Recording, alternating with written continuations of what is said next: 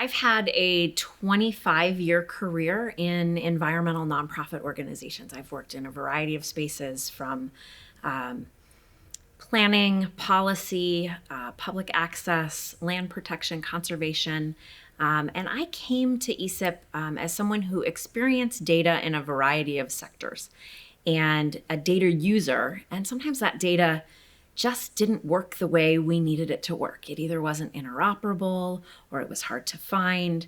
And it made me realize that having a career working on data management and making data management better for all would really be a rewarding career path. I came to ESIP in 2020. The pandemic had just started.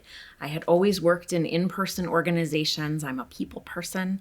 I always work directly with people. But after taking an organization remote in the pandemic, I was approached by the firm that was looking for ESIP's next executive director. And I thought, a remote organization actually it could be really interesting because in a remote organization, there's no limits on the people that you can work with, right? And so that's exciting for me about ESIP in that, the boundaries seem to dissolve in a remote organization in terms of who our staff is and who our community is. ESIP has a long history, over 25 years, of great collaborative meetings.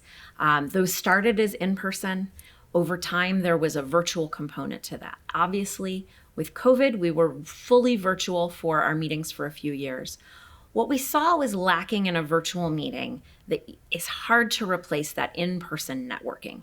The camaraderie, the hallway conversations, the serendipity that happens when people who have shared passions in adjacent positions or organizations connect and they see the opportunity for working together to further their aims.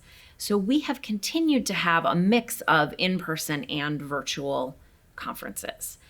The benefit we see with continuing the virtual aspects of ESIP is that we can have broader engagement, right? We can have people who live on the other side of the world who either for mobility challenges or for wanting to reduce their climate impacts or family needs, maybe they can't travel.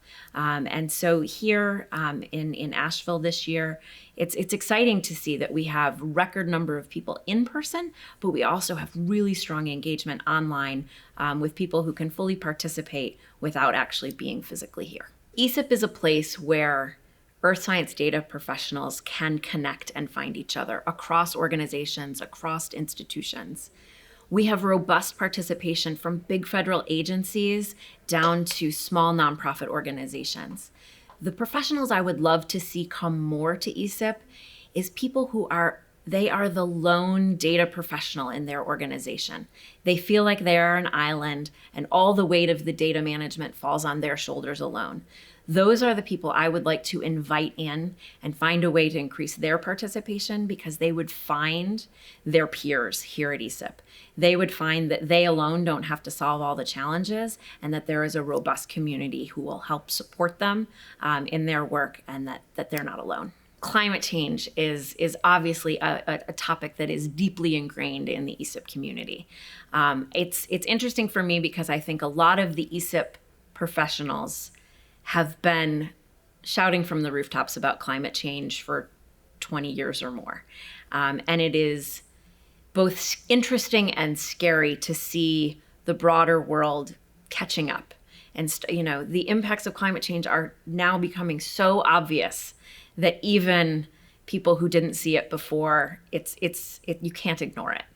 I think ESIP's role and the ESIP community's role is making the data about our planet available and understandable by all who need them, right? Empowering and equipping people from teachers in K through 12 schools to the news media to policymakers. How do we help inform the dialogue out there by making the data accessible, right?